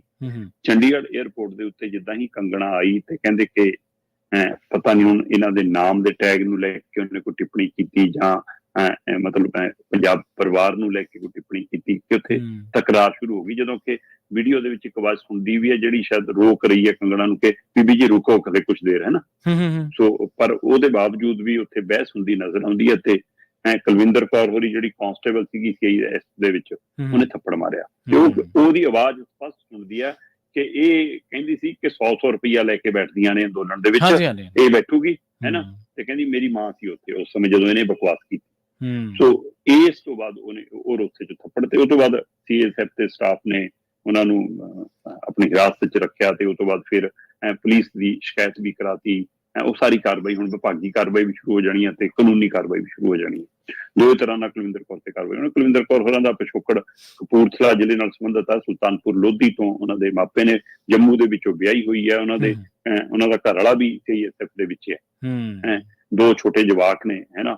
ਸੋ ਇਹ ਪਰ ਇਹਦਾ ਜਿਹੜਾ ਭਰਾ ਹੈ ਕੁਲਵਿੰਦਰ ਕੌਰ ਹੋਰਾਂ ਦਾ, ਉਹ ਸਿੱਧਾ ਕਿਸਾਨ ਜਥੇਬੰਦੀ ਨਾਲ ਜੁੜਿਆ ਹੋਇਆ ਜੀ। ਤੇ ਕੁਲਵਿੰਦਰ ਕੌਰ ਦੇ ਵਾਲ ਸਪਸ਼ਟ ਨੇ ਕਿ ਇਹ 100 ਰੁਪਈਆ ਦਿਹਾੜੀਆਂ ਤੇ ਲੈ ਕੇ ਬੈਠਣ ਵਾਲੀ ਕਹਿ ਰਹੀ ਸੀ। ਸੋ ਜਿਸ ਤੋਂ ਮੈਨੂੰ ਰੋਸਾ ਸੀਗਾ ਤੇ ਉੱਥੇ ਉਹ ਤਕਰਾਰ ਚੋਂ ਜਦੋਂ ਗੱਲ ਸ਼ੁਰੂ ਹੋਈ ਤੇ ਉਹਨੇ ਥੱਪੜ ਮਾਰਿਆ। ਪਰ ਇਹ ਹੈ ਕਿ ਕੀ ਕੰਗਣਾ ਹਰ ਥਾਂ ਕੋਈ ਇਹੋ ਜਿਹਾ ਰਿਐਕਟ ਕਰਦੀ ਹੈ ਜਿੱਥੋਂ ਸਾਹਮਣੇ ਨੂੰ ਗੁੱਸਾ ਆ ਜਾਵੇ? ਕੀ ਕੰਗਣਾ MP ਬਣ ਕੇ ਵੀ ਨਹੀਂ ਸਮਝਣਾ ਚਾਹੁੰਦੀ ਕਿ ਮੇਰੀ ਬੋਲੀ ਦੇ ਵਿੱਚ ਕੁਛ ਹੋਣਾ ਚਾਹੀਦਾ, ਸੁਧਾਰ ਹੋਣਾ ਚਾਹੀਦਾ, ਹੈ ਨਾ। ਪਰ ਦੂਸਰੇ ਪਾਸੇ ਜਦੋਂ ਤੁਸੀਂ ਇੱਕ ਇਹੋ ਜਿਹੀ ਅਹੁਦੇ ਤੇ ਹੋ ਤਾਂ ਫਿਰ ਤੁਹਾਨੂੰ ਇਸ ਗੱਲ ਦਾ ਧਿਆਨ ਰੱਖਣਾ ਚਾਹੀਦਾ ਹੈ ਕਿ ਤੁਸੀਂ ਉਸ ਵਰਦੀ ਦੇ ਵਿੱਚ ਡਿਊਟੀ ਨਿਭਾਉਂਦਿਆਂ ਹੋਇਆਂ ਗੁੱਸੇ ਗਿਲੇ ਤੋਂ ਬਚਣ ਦੀ ਕੋਸ਼ਿਸ਼ ਕਰਨੀ ਚਾਹੀਦੀ ਹੈ, ਇਹੋ ਜਿਹੀ ਘਟਨਾ ਤੋਂ ਅੰਜਾਮ ਦੇਣ ਤੋਂ ਬਚਾ ਦੀ। ਬੇਸ਼ੱਕ ਕਿੰਨੀਆਂ ਧਿਰਾਂ ਬੀਬੀ ਕੁਲਵਿੰਦਰ ਕੌਰ ਦੀ ਪਿੱਠ ਤੇ ਆ ਗਈਆਂ ਉਸ ਨੂੰ ਆਰਥਿਕ ਮਦਦ ਦੇਣ ਲਈ, ਨੌਕਰੀ ਦੀ ਪੇਸ਼ਕਸ਼ ਦੇ ਲਈ, ਪਰਿਵਾਰ ਨੂੰ ਸੰਭਾਲਣ ਦੇ ਲਈ, ਕਿਉਂਕਿ ਸਾਰਿਆਂ ਨੂੰ ਪਤਾ ਕਿ ਸਰਕਾਰ ਹੁਣ ਕਿਸ ਹੱਦ ਤੱਕ ਜਾ ਸਕਦੀ। ਹਾਂਜੀ, ਬਿਲਕੁਲ। ਪਰ ਉਹ ਇਕੱਲੇ ਕੁਲਵਿੰਦਰ ਕੌਰ ਦੇ ਮਾਮਲੇ 'ਚ ਨਹੀਂ, ਅਜਿਹੀ ਘਟਨਾ ਜਦੋਂ ਵਾਪਰਦੀ ਹੈ, ਇਹਦੇ ਨਾਲ ਹੁਣ ਇੱਕ ਵਾਰ ਫੇਰ ਸਰਕਾਰ ਦੀ ਨਜ਼ਰਾਂ ਦੇ ਵਿੱਚ ਪੰਜਾਬੀ ਭਾਈਚਾਰਾ, ਸਿੱਖ ਪਰਿਵਾਰ, ਉਹ ਸਾਰੇ ਜਿਹੜੇ ਇਹੋ ਜਿਹੀਆਂ ਡਿਊਟੀਆਂ ਤੇ ਕਿਤੇ ਹੈਗੇ, ਉਹ ਫਿਰ ਉਹਨਾਂ ਦੀ ਸਮੀਖਿਆ ਸ਼ੁਰੂ ਹੋ ਜਾਣੀ, ਉਹ ਬੜੀ ਪੜਚੋਲ ਸ਼ੁਰੂ ਹੋ ਜਾਣੀ ਹੈ। ਸੋ ਇਸ ਲਈ ਇਸ ਪਹਿਲੂ ਨੂੰ ਵੀ ਗੌਰ 'ਚ ਰੱਖਣਾ ਚਾਹੀਦਾ ਕਿ ਇਹਦਾ ਅਸਰ ਕਿੱਥੇ ਤੱਕ ਜਾ ਸਕਦਾ, ਹੈ ਨਾ। ਪਰ ਕੰਗਣਾ ਤੋਂ ਬਾਅਦ ਵੀ ਬਕਵਾਸ ਕਰਨੋਂ ਨਹੀਂ ਹਟੀ, ਉਹ ਤਾਂ ਜਾ ਕੇ ਵੀਡੀਓ ਪਾਈ ਜਾਂਦੀ ਹੈ। ਹਾਂਜੀ, ਉਹਨੇ ਤਾਂ ਕਹਿ ਹੀ ਦਿੱਤਾ, ਮਤਲਬ ਤਾਂ ਸਮੁੱਚੇ ਹੀ ਮਤਲਬ ਪੰਜਾਬ 'ਚ ਅੱਤਵਾਦ ਆ ਗਿਆ, ਪੰਜਾਬ 'ਚ ਉਗਰਵਾਦ ਆ ਗਿਆ, ਹੈ ਨਾ, ਇਸ ਨੂੰ ਕੰਟਰੋਲ ਕਿਵੇਂ ਕਰਾਂਗੇ। ਮਤਲਬ ਉਹ ਇਸ ਅਜਿਹੀ ਬੋਲੀ ਫਿਰ ਹੋਰ ਭੜਕਾਹਟ ਪੈਦਾ ਕਰਦੀ ਹੈ। ਸੋ ਭਾਰਤੀ ਜਨਤਾ ਪਾਰਟੀ ਨੂੰ ਚਾਹੀਦਾ ਕਿ ਆਪਣੀ ਇਸ ਬੀਬੀ ਨੂੰ ਸਮਝਾ ਪੜ੍ਹਾ ਕੇ ਰੱਖਣ, ਬੋਲਣ ਦਾ ਲਹਿਜਾ ਸਿਖਾਉਣ। ਜਿਵੇਂ MP ਬਣ ਗਈ ਹੈ ਤਾਂ ਉਹਦੀ ਉਹ ਮਰਿਆਦਾ ਵੀ ਸਿਖਾਉਣ। ਤੇ ਕੁਲਵਿੰਦਰ ਕੌਰ ਵਾਲੀ ਘਟਨਾ ਤੋਂ ਬਾਅਦ ਮੈਨੂੰ ਲੱਗਦਾ ਕਿ ਅਜਿਹੇ ਅਹੁਦਿਆਂ ਦੇ ਉੱਤੇ ਕੰਮ ਕਰਨ ਵਾਲੇ ਪੰਜਾਬੀ ਭਾਈਚਾਰੇ, ਖਾਸ ਕਰ ਸਿੱਖ ਪਰਿਵਾਰਾਂ ਦੇ ਬੱਚਿਆਂ ਦੇ ਲਈ ਫਿਕਰ ਵਧੇਗਾ। ਜੀ ਜੀ। ਤੇ ਆਪਾਂ ਅਗਲੀ ਖਬਰ ਦੇ ਵੱਲ ਵਧੀਆ ਗੱਲ ਕਰੀਏ, ਅਮੀਰਾਂ ਦੀ। ਕਈ ਵਾਰੀ ਬੰਦਾ ਅਮੀਰ ਹੁੰਦਾ ਤੇ ਉਹਨੂੰ ਲੱਗਦਾ ਕਿ ਜੇਕਰ ਮੈਂ ਚੋਣਾਂ ਦੇ ਵਿੱਚ ਖੜੂੰਗਾ ਤੇ ਸਾਰਾ ਕੁਛ ਹੀ ਮੈਨੇਜ ਕਰ ਲੂੰਗਾ। ਜੇਕਰ ਇਸ ਤਰ੍ਹਾਂ ਹੋਵੇ ਤਾਂ ਜਿਹੜੀ ਲੋਕ ਜਿੱਤਦੇ ਨੇ ਜਾਂ ਜਿਹੜੇ ਅਮੀਰ ਨੇ ਉਹ ਦੇਸ਼ ਦੀ ਸੱਤਾ ਦੇ ਉੱਤੇ ਇਸੇ ਤਰ੍ਹਾਂ ਹੀ ਕਾਬਜ਼ ਹੋ ਜਾਣ। ਪਰ ਇੱਕ ਫੈਕਟਰ ਦੇ ਨਾਲ ਚੋਣਾਂ ਨਹੀਂ ਲੜੀਆਂ ਜਾਂਦੀਆਂ। ਠੀਕ ਹੈ, ਪੈਸਾ ਇੱਕ ਬਹੁਤ ਵੱਡਾ ਕਾਰਨ ਹੈ, ਫੈਕਟਰ ਹੈ ਇਹਨਾਂ ਚੋਣਾਂ ਦੇ ਵਿੱਚ ਆਪਣੇ ਆਪ ਨੂੰ ਅੱਗੇ ਰੱਖਣ ਦਾ। ਪਰ ਕਹਿੰਦੇ ਕਿ ਕਈ ਉਮੀਦਵਾਰ ਐਸੇ ਨੇ ਜਿਨ੍ਹਾਂ ਨੂੰ ਅਮੀਰੀ ਵੀ ਉਹਨਾਂ ਦੀ ਨਾ ਜਿਤਾ ਸਕੀ। ਜੀ, ਆਪਾਂ ਇੱਕ ਦਿਨ ਰਿਪੋਰਟ ਕੀਤੀ ਸੀ ਕਿ ਪੰਜਾਬ ਦੇ 22 ਧਨ ਕੁਵੇਰੀ ਉਮੀਦਵਾਰ ਨੇ, 22 ਬਹੁਤ ਅਮੀਰ ਉਮੀਦਵਾਰ ਨੇ। ਹਾਂਜੀ ਹਾਂਜੀ ਹਾਂਜੀ। ਉਹਨਾਂ ਚੋਂ 15 ਦੀ ਨਾਮ ਸੀਗੇ ਆਪਣੇ ਕੋਲ। ਉਹਨਾਂ 15 ਚੋਂ ਮੈਂ ਝਾਤ ਮਾਰਿਆ ਸੀਗਾ ਜਿਹੜੇ ਬਹੁਤ ਅਮੀਰ, ਸਭ ਤੋਂ ਅਮੀਰ ਉਮੀਦਵਾਰ 15 ਸੀ ਪੰਜਾਬ ਦੇ। ਉਹਨਾਂ ਦੇ ਵਿੱਚੋਂ ਸਿਰਫ 3 ਉਮੀਦਵਾਰ ਜਿੱਤੇ ਨੇ, 12 ਹਾਰ ਗਏ। ਮਤਲਬ ਇਹਦਾ ਮਤਲਬ ਪੈਸਾ ਹੀ ਸਾਰਾ ਕੁਝ ਨਹੀਂ ਹੈਗਾ। ਪੈਸੇ ਨਾਲ ਹੀ ਸਾਰੀਆਂ ਚੋਣਾਂ ਨਹੀਂ ਜਿੱਤੀਆਂ ਜਾਂਦੀਆਂ। ਬਿਲਕੁਲ। ਸੋ ਇਹ ਇੱਕ ਸਪਸ਼ਟਤਾ ਹੈ। ਬੇਸ਼ੱਕ ਕਾਗਜ਼ੀ ਤੌਰ ਤੇ ਤਾਂ ਜਿੰਨਾ ਮਰਜ਼ੀ ਪੈਸਾ ਹੋਵੇ, ਕਾਗਜ਼ੀ ਤੌਰ ਤੇ ਤੁਸੀਂ ਇੱਕ ਤੈਅ ਰਿਕਾਰਡ ਜਿੰਨਾ ਦਿੱਤਾ ਹੋਇਆ ਚੋਣ ਕਮਿਸ਼ਨ ਨੇ ਉਨਾ ਹੀ ਦਿਖਾਉਣਾ ਹੈ। ਪਰ ਆਪਾਂ ਨੂੰ ਪਤਾ ਕਿ ਚੋਣ ਉਸ ਤੈਅ ਰਿਕਾਰਡ ਦੇ ਵਿੱਚ ਬ੍ਰੈਕਟ ਥੋੜਾ ਲੜੀ ਜਾਂਦੀ ਆ। ਹਾਂਜੀ ਹਾਂਜੀ, ਬਿਲਕੁਲ। ਤਾਂ ਬ੍ਰੈਕਟਾਂ ਖੋਲ ਕੇ ਲੜੀਆਂ ਜਾਂਦੀਆਂ ਤੇ ਕੀ ਕੁਛ ਵੰਡ ਬਣਾਈਆਂ ਜਾਂਦਾ, ਕੀ ਕੁਛ ਨਹੀਂ, ਆਪਾਂ ਵੱਖ-ਵੱਖ। ਇਸ ਲਈ ਉਹ ਸਾਰਾ ਧੰਨ ਕੁਵੇਰ ਟਿਕਟਾਂ ਦੇਣ ਦੇ ਪਿੱਛੇ ਵੀ ਇਹੀ ਪਹਿਲੂ ਹੁੰਦਾ ਨਾ, ਜ਼ਿਆਦਾਤਰ ਅਮੀਰਾਂ ਨੂੰ ਦੇਖ ਕੇ ਦਿੱਤੀ ਜਾਂਦੀ ਹੈ ਕਿ ਚੋਣ ਲੜਨ ਦੀ ਸਮਰੱਥਾ ਰੱਖਦਾ, ਇਹਦੇ ਕੋਲ ਪੈਸਾ ਹੈਗਾ। ਸੋ ਪਰ ਪੰਜਾਬ ਦੇ ਲੋਕਾਂ ਨੇ ਮਤਲਬ ਕਿ ਇੱਕ ਤਰ੍ਹਾਂ ਨਾਲ ਧੰਨ ਕੁਵੇਰਾਂ ਨੂੰ ਵੀ ਸਬਕ ਸਿਖਾਤਾ ਕਿ ਬਾਈ ਤੁਹਾਡਾ ਪੈਸਾ ਸਾਰਾ ਕੁਛ ਨਹੀਂ ਆ। 15 ਸਭ ਤੋਂ ਅਮੀਰ ਉਮੀਦਵਾਰਾਂ ਚੋਂ 3 ਜਿੱਤੇ ਨੇ, 12 ਹਾਰ ਗਏ। ਜੇ ਜਿੱਤਣ ਵਾਲਿਆਂ ਦੀ ਗੱਲ ਕਰੀਏ ਤਾਂ ਹਰਸਿਮਰਤ ਕੌਰ ਬਾਦਲ ਸਭ ਤੋਂ ਅਮੀਰ ਉਮੀਦਵਾਰ ਸੀ ਪੰਜਾਬ ਦੀ। ਉਹ ਨਹੀਂ, 7ਵੇਂ ਗੇੜ ਦੇ 57 ਸੀਟਾਂ ਤੇ ਸਾਰੇ ਉਮੀਦਵਾਰਾਂ ਚੋਂ ਵੀ ਸਭ ਤੋਂ ਅਮੀਰ ਸੀ। ਠੀਕ ਹੈ ਜੀ। ਤੇ ਪੰਜਾਬ ਦੀ ਹੈਗੀ ਸੀ 198.51 ਕਰੋੜ ਦੀ ਮਾਲਕ। ਇੱਕ ਉਮੀਦਵਾਰ ਇਹ ਜਿੱਤੀ ਆ ਅਮੀਰਾਂ ਚੋਂ। ਦੂਜੇ ਜਿੱਤੇ ਨੇ ਜੀ ਰਾਜਕੁਮਾਰ ਚੱਬੇਵਾਲ 20 ਕਰੋੜ ਦੇ ਲਗਭਗ 19.99 ਕਰੋੜ ਦੀ ਜਾਇਦਾਦ ਦੇ ਮਾਲਕ ਇਹ ਜਿੱਤੇ ਨੇ। ਤੇ ਤੀਜੇ ਜਿੱਤੇ ਰਾਜਾ ਬੜਿੰਗ 17 ਕਰੋੜ ਤੋਂ ਵੱਧ ਦੀ ਜਾਇਦਾਦ ਦੇ ਮਾਲਕ ਇਹ ਤਿੰਨੇ ਜਿੱਤੇ ਨੇ। ਬਾਕੀ ਸਾਰੇ ਲੋਕਾਂ ਨੇ ਧੋਤੇ। ਪਰਨੀਤ ਕੌਰ 55 ਕਰੋੜ ਤੋਂ ਵੱਧ ਦੀ ਜਾਇਦਾਦ ਦੀ ਮਾਲਕ ਸੀ, ਝੋਲੀ ਛਾਰ ਪਈ। ਸੁਖਪਾਲ ਸਿੰਘ ਖਹਿਰਾ 50 ਕਰੋੜ ਤੋਂ ਵੱਧ ਦੀ ਜਾਇਦਾਦ, ਪਰ ਜਿੱਤ ਨਸੀਬ ਨਹੀਂ ਹੋਈ। ਤਰਨਜੀਤ ਸੰਧੂ 40 ਕਰੋੜ ਦੀ ਜਾਇਦਾਦ ਦੇ ਮਾਲਕ, ਰੁਤਬਾ ਰਸੂਖ ਸਾਰਾ ਕੁਝ, ਪਰ ਜਿੱਤ ਨਹੀਂ ਮਿਲੀ। NK ਸ਼ਰਮਾ 32 ਕਰੋੜ ਦੀ ਜਾਇਦਾਦ ਦੇ ਮਾਲਕ, ਹਾਰ ਹੀ ਝੋਲੀ ਪਈ। ਸ਼੍ਰੋਮਣੀ ਅਕਾਲੀ ਦਲ ਅੰਮ੍ਰਿਤਸਰ ਦੇ ਸ਼੍ਰੀ ਅਨੰਦਪੁਰ ਸਾਹਿਬ ਹਲਕੇ ਤੋਂ ਉਮੀਦਵਾਰ ਕੁਸ਼ਲਪਾਲ ਸਿੰਘ ਮਾਨ 30 ਕਰੋੜ ਤੋਂ ਵੱਧ ਦੀ ਜਾਇਦਾਦ ਦੇ ਮਾਲਕ ਨਹੀਂ ਜਿੱਤ ਸਕੇ। ਜੀਤਮਿੰਦਰ ਸਿੱਧੂ 27 ਕਰੋੜ ਤੋਂ ਵੱਧ ਦੀ ਜਾਇਦਾਦ ਦੇ ਮਾਲਕ, ਹਾਰ ਮਿਲੀ। ਅਰਵਿੰਦ ਖੰਨਾ 27 ਕਰੋੜ ਦੇ ਮਾਲਕ ਹੋ ਕੇ ਵੀ ਨਹੀਂ ਜਿੱਤ ਸਕੇ। ਵਿਜੇਂਦਰ ਸਿੰਗਲਾ 26 ਕਰੋੜ ਵੀ ਨਹੀਂ ਜਿਤਾ ਸਕਿਆ। ਰਾਣਾ ਗੁਰਮੀਤ ਸੋਢੀ 24 ਕਰੋੜ ਦੀ ਜਾਇਦਾਦ ਹੋਣ ਦੇ ਬਾਵਜੂਦ ਵੀ ਹਾਰ ਹੀ ਚੱਲਣੀ ਪਈ, ਚਾਹੇ ਮੁਕਾਬਲਾ ਬਹੁਤ ਤਕੜਾ ਦਿੱਤਾ। ਰਾਜਕੁਮਾਰ ਚੱਬੇਵਾਲ ਜੇਤੂਆਂ ਚ ਨੇ। ਪ੍ਰੇਮ ਸਿੰਘ ਚੰਦੂ ਮਾਜਰਾ 19 ਕਰੋੜ ਦੀ ਜਾਇਦਾਦ ਦੇ ਮਾਲਕ, ਹਾਰ ਹੀ ਨਸੀਬ ਹੋਈ। ਰਾਜਾ ਬੜਿੰਗ ਜੇਤੂਆਂ ਚ ਨੇ। ਹੰਸਰਾਜ ਹੰਸ 16 ਕਰੋੜ ਤੋਂ ਵੱਧ ਦੀ ਜਾਇਦਾਦ ਤੇ ਕਰਮਜੀਤ ਅਨਮੋਲ 15 ਕਰੋੜ ਤੋਂ ਜਾਇਦਾਦ ਦੀ ਵੱਧ ਮਾਲਕ, ਪਰ ਨਹੀਂ ਮਿਲੀ ਜਿੱਤ। ਹਾਂ, ਜਿਹੜੇ 13 ਬਣੇ ਨੇ MP, ਹਾਂਜੀ, ਉਹਨਾਂ 13 ਚੋਂ ਵੀ 11 ਕਰੋੜਪਤੀ ਨੇ। ਅੱਛਾ, ਹੈ ਨਾ। ਪਰ ਹੁਣ ਅੱਜ ਦੀ ਤਰੀਕ ਚ ਕਰੋੜਪਤੀ ਦੀ ਪਰਿਭਾਸ਼ਾ ਕੀ ਹੈ ਇਹ ਵੀ ਸਮਝਣਾ ਚਾਹੀਦਾ। ਜੇ ਕਿਸੇ ਨੇ ਮਤਲਬ ਕਿਸੇ ਕੋਲ 2 ਕਿੱਲੇ ਵੀ ਹੈਗੇ ਤਾਂ ਵੀ ਉਹਦਾ ਮੁੱਲ ਕਰੋੜ ਤੋਂ ਉੱਪਰ ਜਾਂਦਾ ਹੈ ਨਾ। ਜੇ ਕਿਸੇ ਕੋਲ ਚੰਡੀਗੜ੍ਹ, ਮੋਹਾਲੀ, ਜੀਰਕਪੁਰ ਚ ਕਿਤੇ ਕੋਈ ਫਲੈਟ ਫਲੂਟ ਹੈਗਾ ਉਹ ਵੀ ਕਰੋੜਾਂ ਚ ਚਲਾ ਜਾਂਦਾ। ਸੋ ਇਹ ਜਿਹੜਾ ਉਮੀਦਵਾਰ ਚੋਣ ਲੜ ਰਿਹਾ ਉਸ ਦੀ ਜਾਂ ਉਹਦੇ ਘਰ ਵਾਲੇ ਜਾਂ ਘਰ ਵਾਲੀ ਦੀ ਜਾਇਦਾਦ ਮਿਲਾ ਕੇ ਜੋ ਨਾਮਜ਼ਦਗੀਆਂ ਚ ਉਹਨਾਂ ਨੇ ਦੱਸਿਆ, ਜਿਹੜੀ ਜਾਇਦਾਦ ਉਹਨਾਂ ਨੇ ਨਾਮਜ਼ਦਗੀਆਂ ਚ ਦਰਜ ਕਰਾਈ ਆ, ਆਪਾਂ ਉਹਦੇ ਹਵਾਲੇ ਨਾਲ ਗੱਲ ਕਰ ਰਹੇ ਹਾਂ, ਚਾਹੇ ਉਹ ਹਾਰਨ ਵਾਲੇ ਹੋਣ ਤੇ ਚਾਹੇ ਜਿੱਤਣ ਵਾਲੇ। ਇਹਨਾਂ ਚੋਂ ਹੁਣ 13 ਉਮੀਦਵਾਰਾਂ ਚੋਂ 11 ਦੀ ਨਾਮਜ਼ਦਗੀਆਂ ਦੇ ਕਾਗਜ਼ ਪੱਤਰ ਦੱਸਦੇ ਕਿ ਕਰੋੜਪਤੀ। ਹਾਂ, ਇਹਨਾਂ ਚੋਂ ਜੇ ਹਰਸਿਮਰਤ ਕੌਰ ਬਾਦਲ ਵਾਂਗ, ਪਰਨੀਤ ਕੌਰ ਵਾਂਗ 40-40, 50-50 ਕਰੋੜ ਵਾਲੇ, 20-20 ਕਰੋੜ ਵਾਲੇ ਹੋਣਗੇ ਤਾਂ ਸੱਚੀ ਉਹ ਫਿਰ ਅਮੀਰ ਨੇ ਨਾ। ਹਾਂਜੀ ਹਾਂਜੀ। ਹੁਣ 3 ਤਾਂ ਇਹੀ ਉਹੀ ਆ ਗਏ ਜੀ ਸਭ ਤੋਂ ਉੱਪਰ, ਹਰਸਿਮਰਤ ਕੌਰ ਬਾਦਲ, ਰਾਜਕੁਮਾਰ ਚੱਬੇਵਾਲ ਤੇ ਰਾਜਾ ਬੜਿੰਗ ਜੀ, ਹੈ ਨਾ। 198 ਕਰੋੜ, 20 ਕਰੋੜ, 17 ਕਰੋੜ। ਇਹ ਤੋਂ ਬਾਅਦ ਚੌਥੇ ਨੰਬਰ ਤੇ ਚਰਨਜੀਤ ਚੰਨੀ ਨੇ 9.45 ਕਰੋੜ ਦੀ ਜਾਇਦਾਦ ਦੇ ਮਾਲਕ ਨੇ ਜੀ, ਹੈ ਨਾ। ਇਹ ਤੋਂ ਬਾਅਦ ਸ਼ੇਰ ਸਿੰਘ ਘੁਆਇਆ ਨੇ 8.58 ਕਰੋੜ ਦੀ ਜਾਇਦਾਦ ਦੇ ਮਾਲਕ ਨੇ। ਹੁਣ ਆਪਾਂ ਉਹਨਾਂ 13 MPਆਂ ਦੀ ਗੱਲ ਕਰ ਰਹੇ ਹਾਂ ਜਿਨ੍ਹਾਂ ਚੋਂ 11 ਕਰੋੜਪਤੀ ਨੇ। ਹਰਸਿਮਰਤ ਕੌਰ ਬਾਦਲ, ਰਾਜਕੁਮਾਰ ਚੱਬੇਵਾਲ, ਰਾਜਾ ਬੜਿੰਗ, ਚਰਨਜੀਤ ਚੰਨੀ, ਸ਼ੇਰ ਸਿੰਘ ਘੁਆਇਆ ਤੇ ਫਿਰ ਧਰਮਵੀਰ ਗਾਂਧੀ 6ਵੇਂ ਨੰਬਰ ਤੇ 8.53 ਕਰੋੜ ਦੀ ਜਾਇਦਾਦ ਦੇ ਮਾਲਕ ਨੇ ਧਰਮਵੀਰ ਗਾਂਧੀ। ਅਮੀਰਾਂ ਚਾਹੁੰਦੇ ਨੇ ਪੰਜਾਬ ਦੇ MPਆਂ ਚੋਂ 6ਵਾਂ ਨੰਬਰ ਬਣਦਾ ਅਮੀਰਾਂ ਚ, ਹੈ ਨਾ। ਤੇ 7ਵੇਂ ਨੰਬਰ ਤੇ ਸੁਖਜਿੰਦਰ ਰੰਧਾਵਾ 5.11 ਕਰੋੜ ਦੀ ਜਾਇਦਾਦ ਦੇ ਮਾਲਕ ਨੇ। ਮਾਲਵਿੰਦਰ ਕੰਗ 4.39 ਕਰੋੜ ਦੀ ਜਾਇਦਾਦ ਦੇ ਮਾਲਕ ਨੇ। ਗੁਰਜੀਤ ਔਜਲਾ 4.16 ਕਰੋੜ ਦੀ ਜਾਇਦਾਦ ਦੇ ਮਾਲਕ ਨੇ। ਤੇ 10ਵੇਂ ਨੰਬਰ ਤੇ ਡਾਕਟਰ ਅਮਰ ਸਿੰਘ 3.28 ਕਰੋੜ ਤੇ 11ਵੇਂ ਨੰਬਰ ਤੇ ਸਰਬਜੀਤ ਸਿੰਘ ਖਾਲਸਾ 1.08 ਕਰੋੜ। ਮਤਲਬ ਸਰਬਜੀਤ ਸਿੰਘ ਖਾਲਸਾ 1 ਕਰੋੜ ਉੱਪਰ ਦੀ ਜਾਇਦਾਦ ਰੱਖਦੇ ਨੇ, ਇਸ ਲਈ ਉਹਨਾਂ ਦਾ ਨੰਬਰ 11ਵਾਂ ਹੈ ਨਾ। ਪਰ ਹਰਸਿਮਰਤ ਬਾਦਲ 198 ਕਰੋੜ ਤੇ ਰੱਖਦੇ, ਉਹ 1 ਨੰਬਰ ਤੇ। ਸੋ 101 ਕਰੋੜ ਤੋਂ ਲੈ ਕੇ 198 ਕਰੋੜ ਤੱਕ ਇਹ 11 ਉਮੀਦਵਾਰ ਨੇ ਜਿਹੜੇ ਕਰੋੜਪਤੀ ਨੇ। ਤੇ 12ਵੇਂ ਨੰਬਰ ਤੇ ਮੀਥੇਰ ਦਾ ਨਾਮ ਹੈ ਜਿਨ੍ਹਾਂ ਨੇ ਆਪਣੇ ਕਾਗਜ਼ਾਂ ਦੱਸਿਆ ਕਿ ਮੇਰੇ ਕੋਲ 44 ਲੱਖ ਦੀ ਜਾਇਦਾਦ, ਠੀਕ ਹੈ। ਤੇ 13ਵੇਂ ਨੰਬਰ ਤੇ ਅੰਮ੍ਰਿਤਪਾਲ ਸਿੰਘ ਹੋਰਾਂ ਦਾ ਹਵਾਲਾ, ਜਿਨ੍ਹਾਂ ਨੇ ਦੱਸਿਆ ਕਿ ਜੀ ਕਿ ਮੇਰੇ ਕੋਲ ਤਾਂ ਖੀਸੇ 'ਚ 1000 ਰੁਪਈਆ ਹੀ ਹੈ, ਬਾਕੀ ਮੈਂ ਤਾਂ ਆਪਣੇ ਮਾਪਿਆਂ ਤੇ ਨਿਰਭਰ ਹਾਂ। ਸੋਹਣੇ ਇਹ ਸਭ ਮੈਂ ਤਾਂ ਹੀ ਕਿਹਾ ਕਿ ਸਾਰਾ ਕੁਝ ਉਹ ਹੈ ਜਿਹੜਾ ਉਹਨਾਂ ਨੇ ਨਾਮਜ਼ਦਗੀਆਂ 'ਚ ਦੱਸਿਆ ਜੀ। ਹੁਣ ਕਿਸੇ ਦੀ ਵਿਜੀਲੈਂਸ ਬੋਲੀ ਜਾਂਦੀ ਹੈ ਕਿ ਉਹਦੇ ਕੋਲ ਵੱਧ ਹੈ ਨਾ। ਸੋ ਕਈਆਂ ਦੇ ਰਿਕਾਰਡ ਪੁਰਾਣੇ, ਸੋ ਪਰ ਤਾਂ ਵੀ ਇਹ 13 ਉਮੀਦਵਾਰ ਉਹ ਨੇ ਜਿਨ੍ਹਾਂ ਚੋਂ 11 ਕਰੋੜਪਤੀ ਜੀ। ਤੇ ਸ਼ਰਮਾ ਜੀ, ਅਗਲੀ ਖਬਰ ਦੇ ਵੱਲ ਵਧੀਏ ਤੇ ਆਪਾਂ ਗੱਲ ਕਰੀਏ ਮੋਦੀ ਦੇ ਸਹੁੰ ਚੁੱਕ ਸਮਾਗਮ ਦੀ। ਇਹਦੀਆਂ ਤਰੀਕਾਂ ਕਹਿੰਦੇ ਅੱਗੇ ਵਧ ਰਹੀਆਂ ਤੇ ਨਾਇਡੂ ਤੇ ਨਿਤਿਸ਼ ਦੇ ਨਾਲ ਨਿਤਿਸ਼ ਦੀਆਂ ਜਿਹੜੀਆਂ ਡਿਮਾਂਡਾਂ ਉਹ ਵੀ ਲਗਾਤਾਰ ਵਧ ਰਹੀਆਂ। ਕਿਤੇ ਡਿਮਾਂਡਾਂ ਵਧਣ ਦੇ ਕਰਕੇ ਤਾਂ ਨਹੀਂ ਅੱਗੇ ਪਾਇਆ ਜਾ ਰਿਹਾ ਸਹੁੰ ਚੁੱਕ ਸਮਾਗਮ? ਪ੍ਰਵੀਨ ਜੀ, ਆਪਾਂ ਉਸ ਦਿਨ ਗੱਲ ਕਰ ਰਹੇ ਸੀ ਕਿ ਜਦੋਂ NDA ਦੀ ਬੈਠਕ ਹੋਈ ਉਹਦੇ ਵਿੱਚ ਬਿਨਾਂ ਮੁਕਾਬਲਾ, ਬਿਨਾਂ ਕੋਈ ਰੌਲਾ ਰੱਪਾ ਨਰਿੰਦਰ ਮੋਦੀ ਨੂੰ NDA ਦਲ ਦਾ ਮੁਖੀ ਚੁਣ ਲਿਆ ਗਿਆ। ਤੇ ਉਸ ਸਮੇਂ ਹੀ ਨਰਿੰਦਰ ਮੋਦੀ ਹੋਰਾਂ ਨੇ ਕਹਿੰਦੇ ਜੀ ਡਿਊਟੀ ਲਾਤੀ ਅਮਿਤ ਸ਼ਾਹ ਤੇ JP ਨੱਡਾ ਦੀ ਕਿ ਤੁਸੀਂ ਸਹਿਯੋਗੀ ਦਲਾਂ ਦੇ ਨਾਲ ਸਰਕਾਰ ਦੀ ਰੂਪਰੇਖਾ, ਕੈਬਨਿਟ ਦੀ ਰੂਪਰੇਖਾ ਤੇ ਗੱਲ ਕਰੋ। ਆਪਾਂ ਉਸੇ ਦਿਨ ਗੱਲ ਕਰ ਰਹੇ ਸੀ ਕਿ ਗੱਲ ਕੀ, ਰੂਪਰੇਖਾ ਦੀ ਗੱਲ ਕੀ ਹੋਣੀ ਹੈ? ਗੱਲ ਤਾਂ ਸੌਦੇਬਾਜ਼ੀ ਦੀ ਹੋਣੀ ਹੈ ਕਿ ਕਿੰਨੀਆਂ ਸੀਟਾਂ ਤੇ ਮੰਨਣਾ ਹੈ, ਕਿੰਨੇ MPਆਂ ਤੇ ਮੰਨਣਾ ਹੈ, ਕਿੰਨੇ ਅਹੁਦਿਆਂ ਤੇ ਮੰਨਣਾ ਹੈ, ਕਿੰਨੇ ਮੰਤਰਾਲੇ ਲੈਣੇ ਨੇ। ਸੌਦੇਬਾਜ਼ੀ ਹੈ, ਸੌਦੇਬਾਜ਼ੀ ਖੁੱਲ ਕੇ ਸਾਹਮਣੇ ਆ ਗਈ।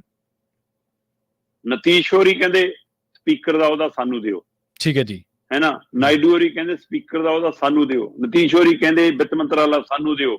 ਨਾਇਡੂ ਹੋਰੀ ਕਹਿੰਦੇ, ਚੰਦਰਬਾਬੂ ਨਾਇਡੂ ਹੋਰੀ ਕਹਿੰਦੇ ਵਿੱਤ ਮੰਤਰਾਲਾ ਸਾਨੂੰ ਦਿਓ, ਕੋਈ ਕਹਿੰਦਾ ਰੇਲਵੇ ਵੀ ਸਾਨੂੰ ਦਿਓ, ਉਹ ਕਹਿੰਦਾ ਮਤਲਬ ਸਾਨੂੰ ਖੇਤੀਬਾੜੀ ਨਾਲ ਦਿਓ। ਸੋ ਇਹ ਸਾਰੇ ਪਹਿਲੂਆਂ ਤੇ ਸੂਚੀਆਂ ਬਣਾ ਕੇ ਕਹਿੰਦੇ ਦੇਤੀਆਂ ਕਿਆ ਮੰਤਰਾਲੇ ਚਾਹੀਦੇ ਨੇ ਜੀ। ਹੁਣ ਅਗਲੇ ਕਹਿੰਦੇ ਕਿ ਭਾਈ ਸਰਕਾਰ ਕੋਲ ਸਿੱਧਾ ਬਹੁਮਤ ਭਾਜਪਾ ਕੋਲ ਆਪਣਾ ਨਹੀਂ ਆ, ਤੇ ਉਹ ਵਿਸਾਖੀਆਂ ਦੇ ਸਹਾਰੇ ਆ।